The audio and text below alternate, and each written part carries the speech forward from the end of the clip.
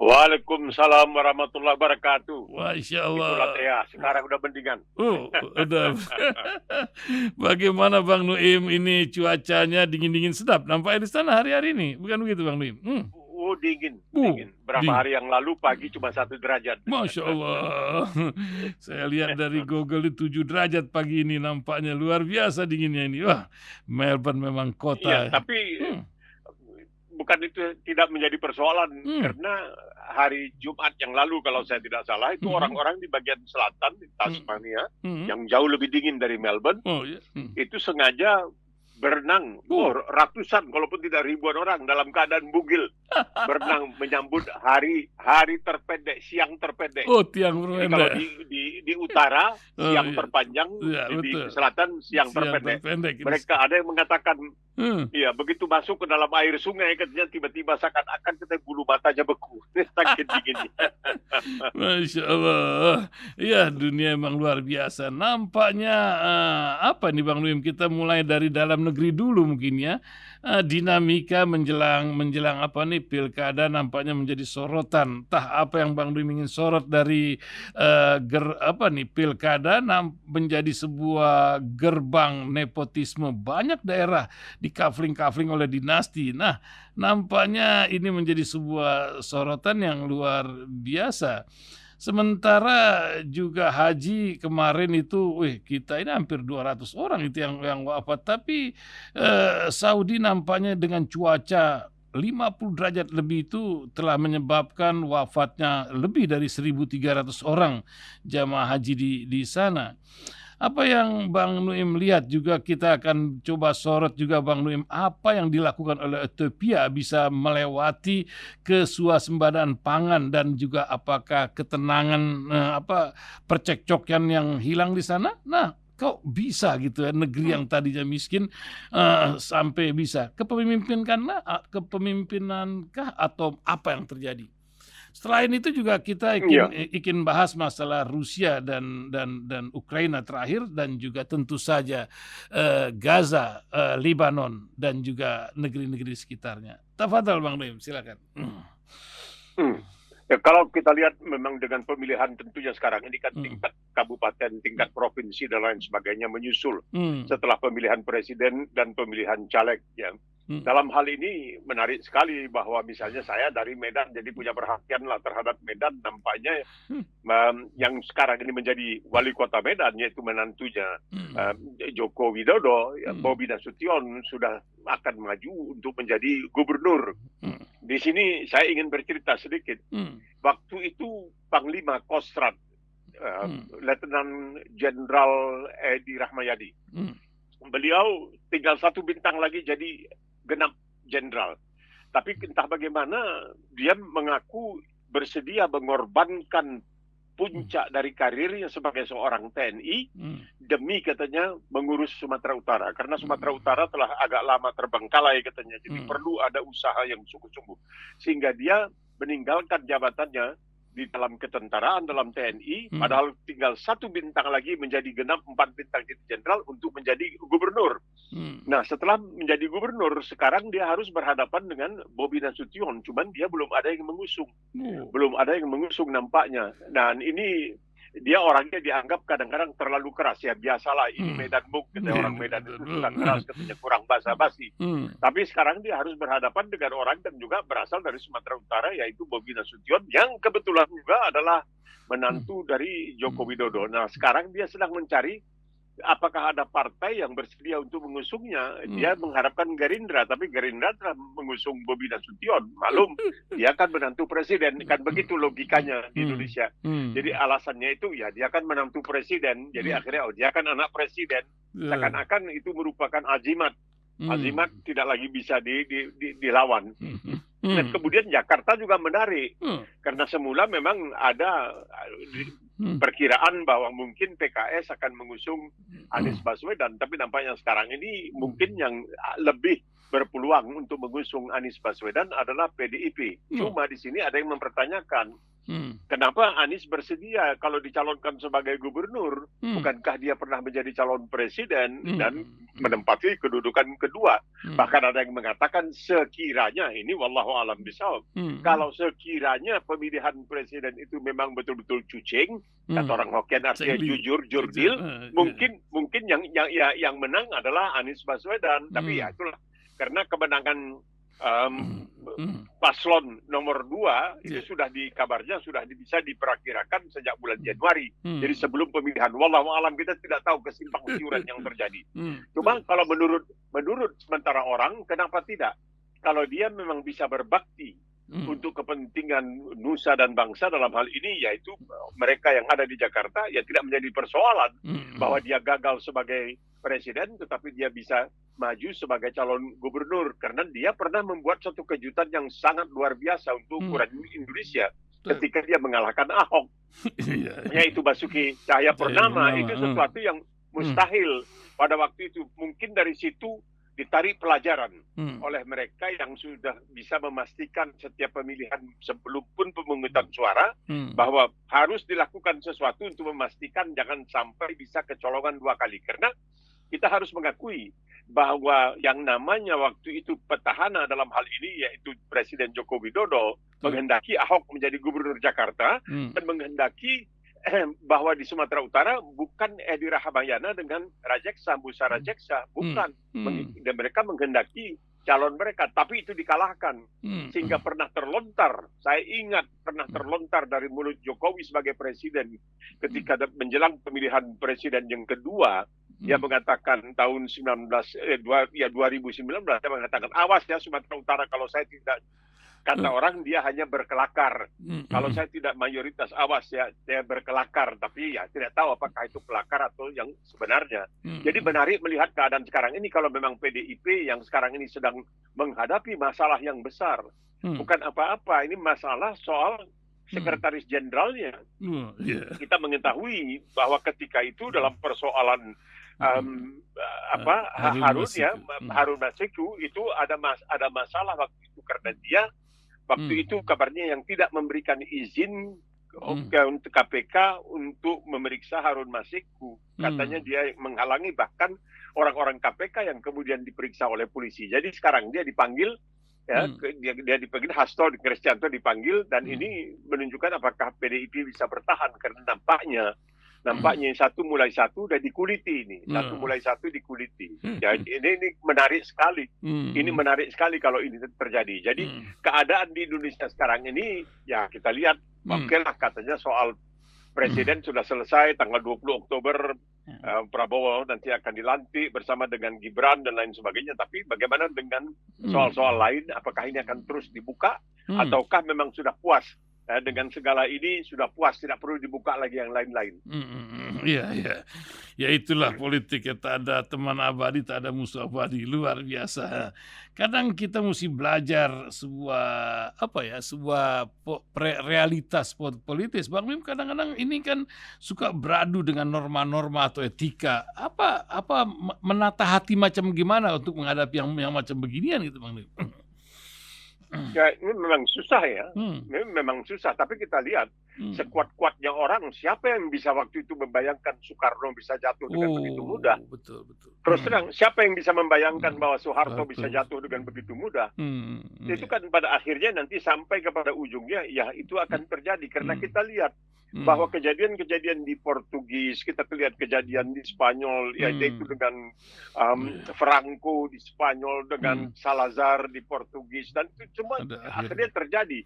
Kita lihat juga keadaan di tempat-tempat lain, bagaimana bahwa di Mesir itu juga bisa terjadi hal-hal yang di luar dugaan kita bisa terjadi. Tapi insya Allah kebaikan itu bisa melawan kejelekan atau ketidakbaikan. Ini penting. Karena yang hak dan batil itu terus bertarung. Sampai kapanpun hak dan batil itu terus akan bertarung. Kita melihat kadang-kadang batil yang berada di atas, tapi kemudian yang hak bisa mengungguli yang batil. Dan kita melihat sekarang ini, sampai kapan ini semua bisa terjadi, ya insya Allah akan datang waktunya di luar dugaan, dan itu bisa terjadi. Saya ingat, saya orang yang hidup di Zaman. zaman bahkan sebelum merdeka, ya, dari karena lahir tahun 1938, jadi sudah mengalami sebelum merdeka, kemudian pada awal kemerdekaan kita Republik Indonesia Serikat, walaupun masih kecil, Betul. tapi masih ingat di zaman itu bagaimana kami yang berada di universitas sampai dengan saya lulus tahun saya masuk universitas tahun 1958, bagaimana kami harus mempelajari Nasakom dan sebagainya, bukan Pancasila dan sebagainya, bagaimana dikatakan berdiri tanpa reserve di belakang Bung Karno, ini dia presiden seumur hidup, inilah pemimpin besar revolusi dan lain sebagainya. Wah, luar biasa. Apa? Ini hari hidup Bung Karno, besok gajang Bung Karno, sama saja dengan Soeharto.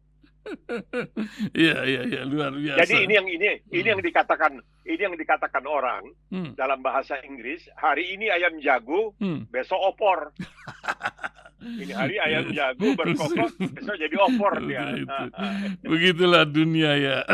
Apa yang Bang Nuim lihat kalau ayam jago yang diusung-usung oleh dunia tentang Israel, akankah dia menjadi opor ketika menghadapi Satpol PP Hamas yang luar biasa sampai hari ini masuk bulan ke-8 ini luar biasa masih menghadapi, bahkan nampaknya akan merembet ke Libanon.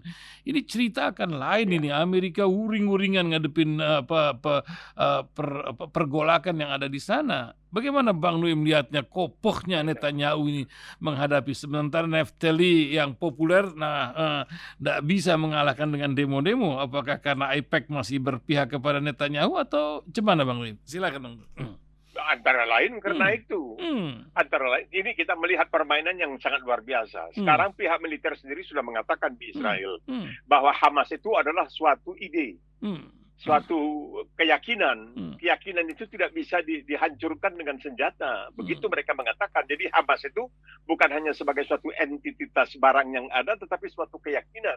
Sehingga mereka mulai mengatakan tidak masuk di akal sebuah kekuatan seperti Israel yang didukung hampir seluruh dunia barat dan sebagainya itu mesti bertahan. Sudah berapa bulan ini mereka bertarung, masih belum juga. Sudah berapa mereka korbankan? 370.000 orang. Yang ini 370.000 yang berapa belas ribu anak-anaknya tewas.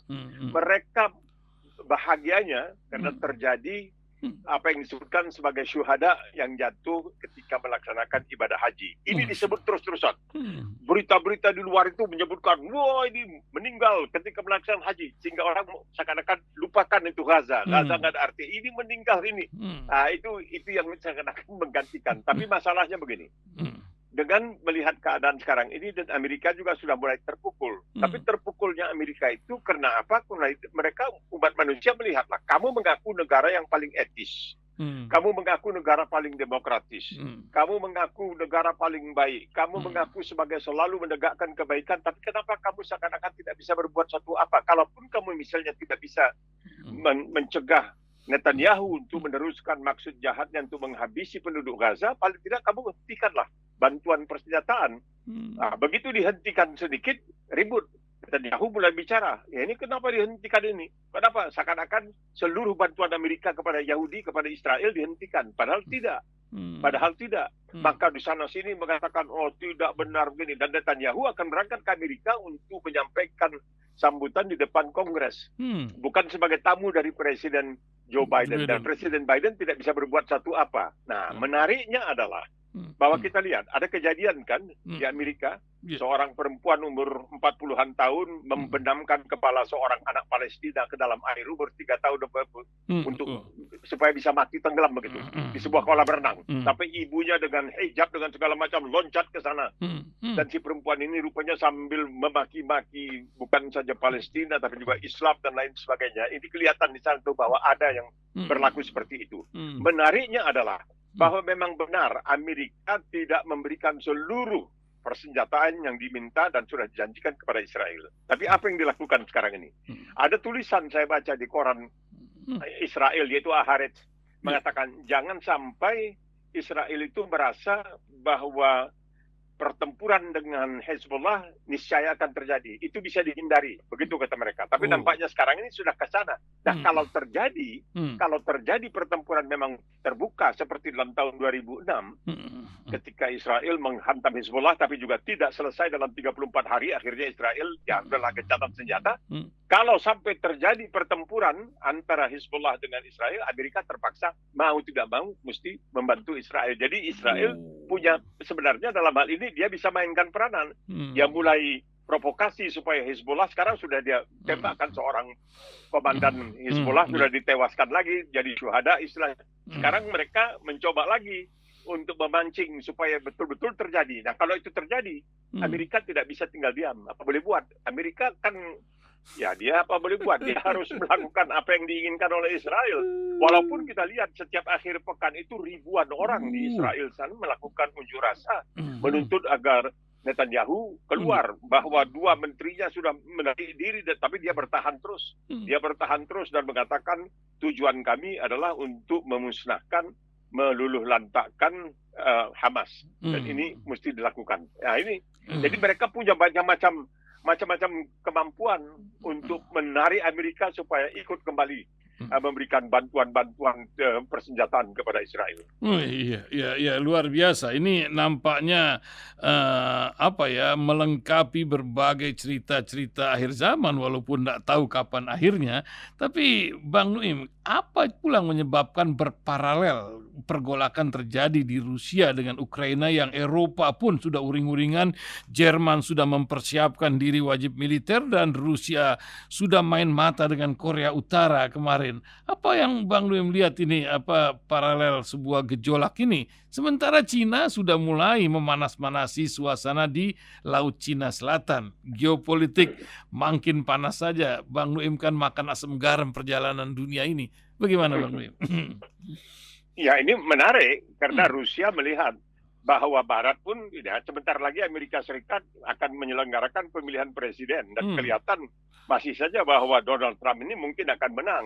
Kemudian di Inggris kita sudah tiba-tiba terjadi sesuatu yang menggemparkan. Tanggal 4 Juli nanti akan terjadi pemilihan umum ya, dan dilihat bahwa Perdana Menteri Sunak mungkin akan kalah dalam pertarungan di Inggris. Dan ini sedang terjadi perubahan-perubahan di Eropa, ini dimanfaatkan oleh Rusia yang kemudian melakukan semacam perjalanan hibah ke Korea Utara, ke Vietnam dan sebagainya, dan tidak ditangkap, padahal ada surat perintah penangkapan terhadap dirinya sebagai penjahat perang ya.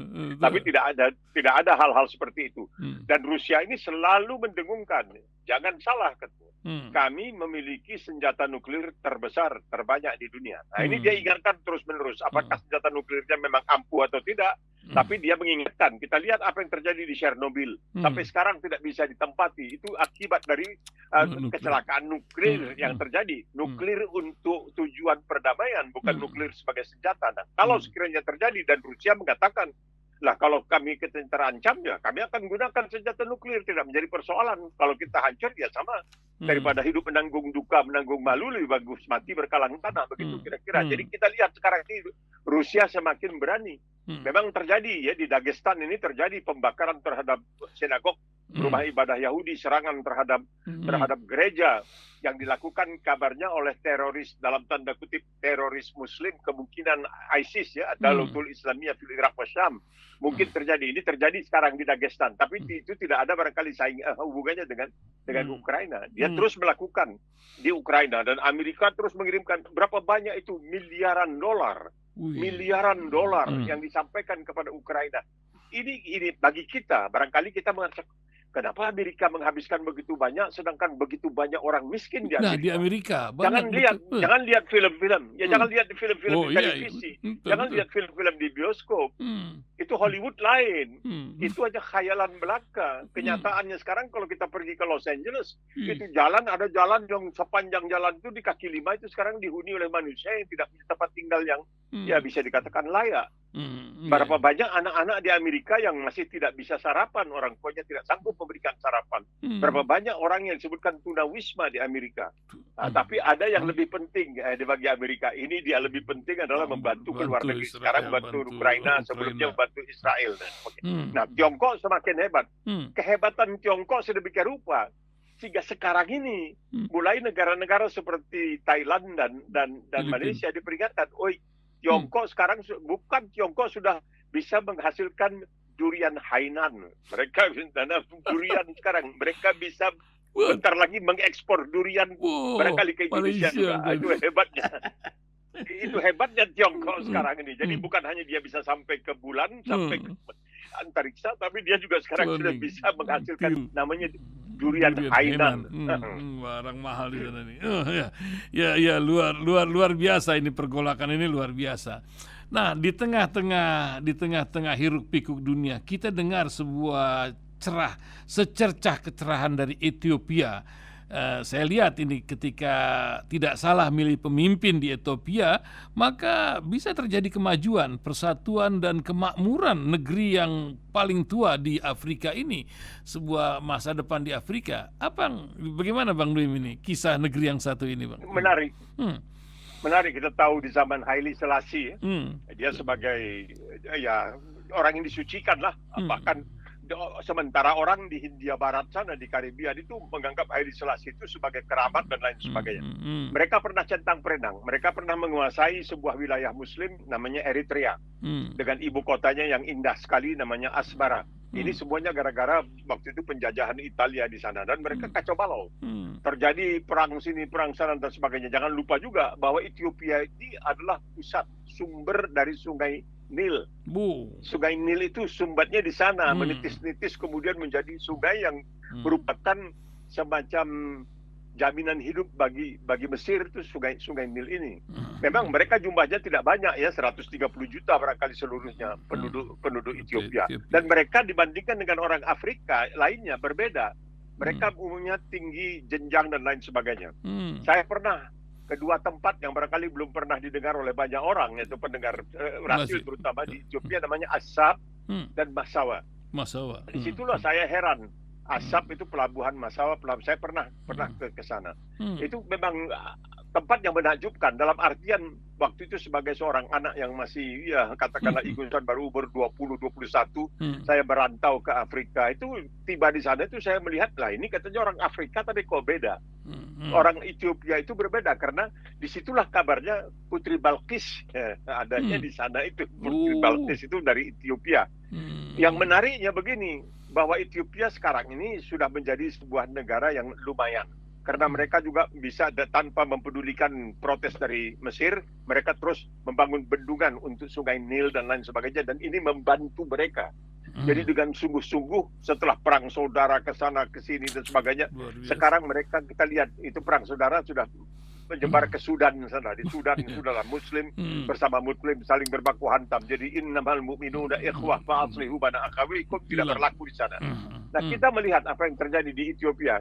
Dan saya teringat, kalau saat Ethiopia itu saya teringat, pada suatu kali saya berada di Bandara Leonardo da Vinci di Roma.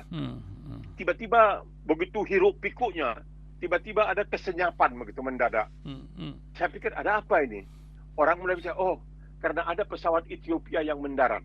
Saya pikir apa yang hebatnya kalau pesawat Ethiopia mendarat, pesawat penumpang Ethiopia Airlines,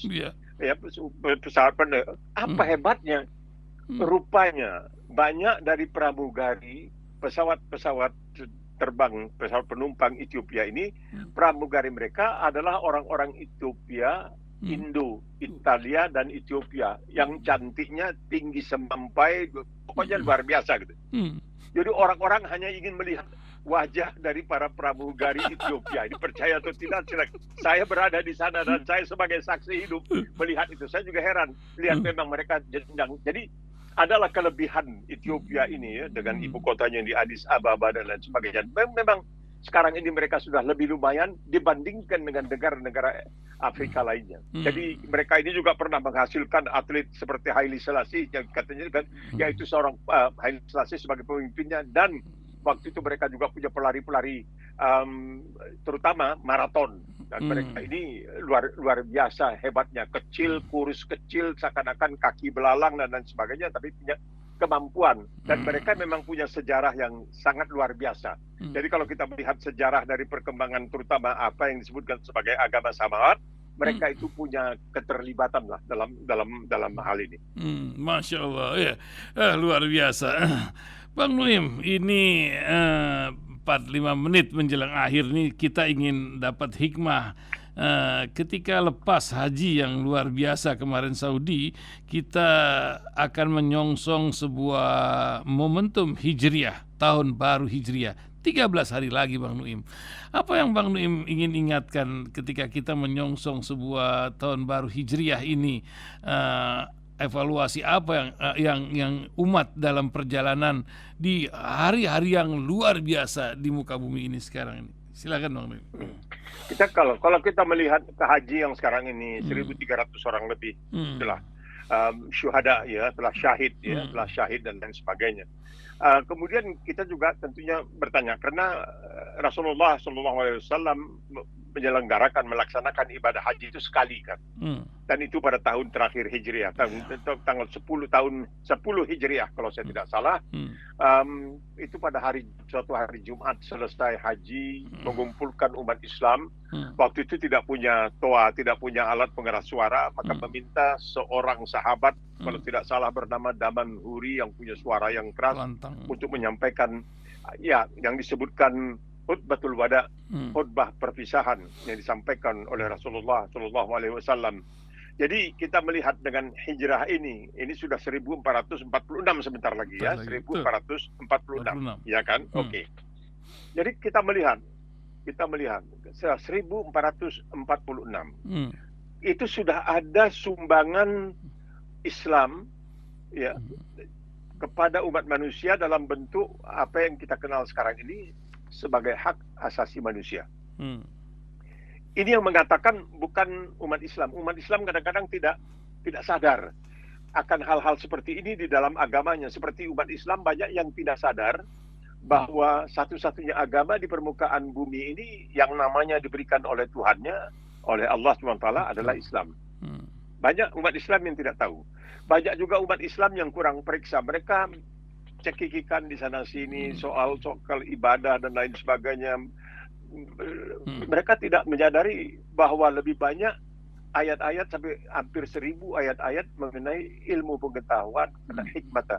Anzalallahu kitab wal hikmata, bahwa Allah menurunkan kitab dan hikmata. Dari perkataan hikmata ada perkataan hukumah. Hukumah itu artinya pemerintah. Hikmata itu artinya kebijaksanaan, artinya juga logik, logis, ya, mantik dan lain sebagainya. Ini kita tidak sadari.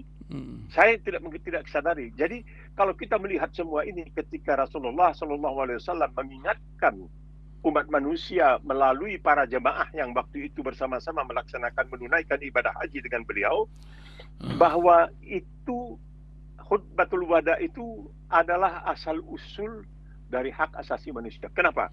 Karena ini dikatakan oleh seorang profesor non-muslim, dekan, pernah menjadi dekan Fakultas Hukum Universitas Monash di Melbourne dan kemudian menjadi hakim di Mahkamah Internasional di Den Haag, Profesor Christopher Wiramantri.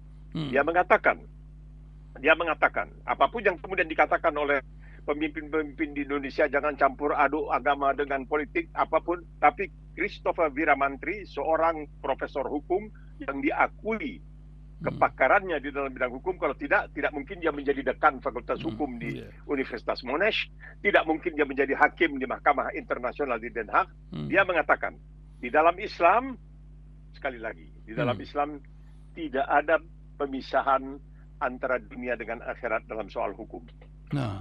Di dalam Islam tidak ada perbedaan, itu semuanya menyangkut menjadi satu.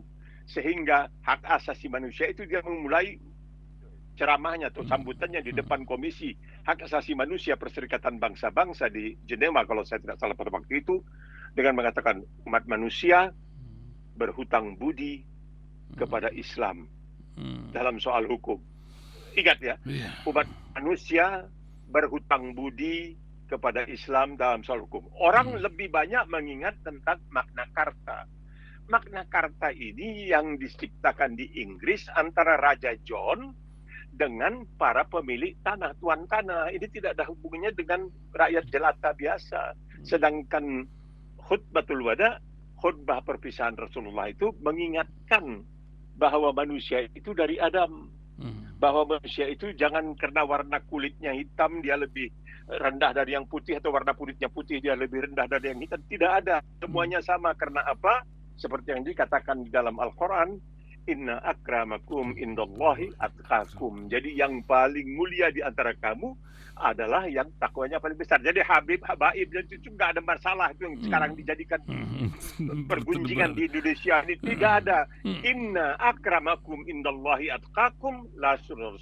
Rasulullah mengatakan kepada putrinya ketika mengalahkan Mekah itu, kau boleh minta apa saja yang ada dari aku, tapi jangan kau ambil orang lain punya. Jadi anaknya sendiri, katanya putrinya yang dia sayangi, kalau mencuri dia akan kerat, akan potong tangannya. Jadi bagaimana dikatakan bahwa ada di dunia ini karena dia lahir dari keluarga? Tidak bisa. Islam itu egalitir. Inna akramakum indallahi atqakum. Walaqad karramna bani Adam wa hamalnahum fil barri. Kami muliakan anak Adam. Jadi ini sekarang dipakai di Indonesia nampaknya. Ada berdua hebat ini. Wah, kalau habaib tidak bisa. Inna akramakum indallahi. Bagaimana antara Quran dengan hadis, mana yang lebih kuat? Kalaupun itu dikatakan hadis, mana yang lebih kuat? Al-Quran atau tidak? Dan satu hal lagi. Sebentar lagi kita masuk 1446 ya. Betul. Insya Allah. Ya, sebentar lagi. Coba bayangkan. Ini ada satu buku. Buku ini baru saja diterbitkan. Dia mengatakan, ketika kami membaca Al-Quran, kata buku ini, kami mendapati ada ayat-ayat, lah ini tidak mungkin manusia 1400 tahun yang lalu, ini ditulis kira-kira 2-3 tahun yang lalu, tidak mungkin manusia bisa mengetahui tentang hal-hal yang ada di dalam Quran yang sekarang ini sudah mulai satu demi satu dibuktikan kebenarannya mengenai persoalan ilmu pengetahuan. Kalau diakui, sebagaimana diakui, Rasulullah SAW adalah ummi, orang yang buta huruf, tidak bisa baca, tidak bisa tulis. Bagaimana pertama dia bisa menyampaikan ayat-ayat Al-Quran dalam bahasa yang sampai sekarang belum bisa diimbangi.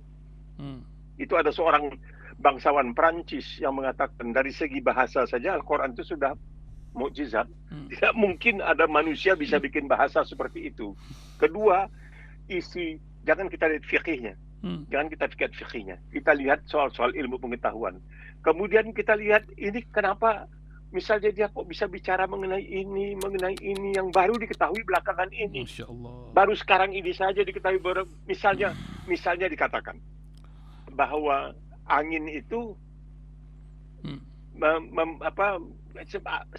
maaf ya, ini ada hubungan seksual antara pepohonan, antara bunga dari angin itu dalam Al-Quran. Fesan dia pergi dengan fesan.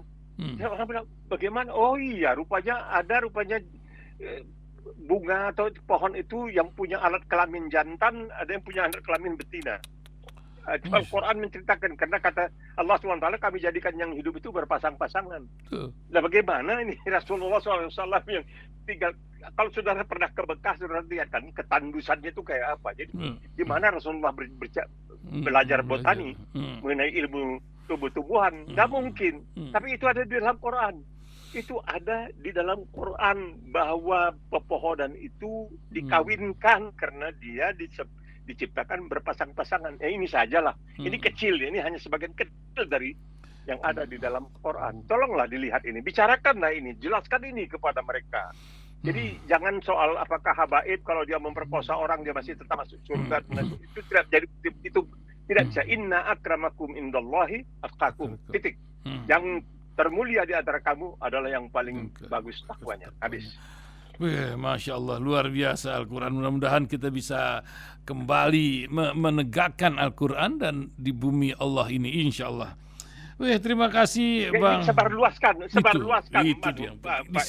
disebarluaskan ini isi Banyak yang Al-Quran. belum tahu kan. Mereka taunya di Amerika, di mana dari keteguhan iman orang-orang di Gaza. Mereka kok ada orang macam begitu? Apa pedomannya?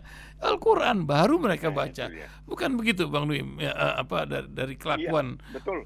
umat kita gitu. Masya Allah.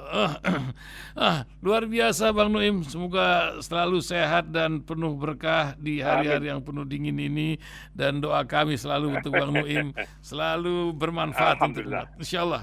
Assalamualaikum warahmatullahi Amin. wabarakatuh, Bang Nuim. Waalaikumsalam warahmatullahi wabarakatuh.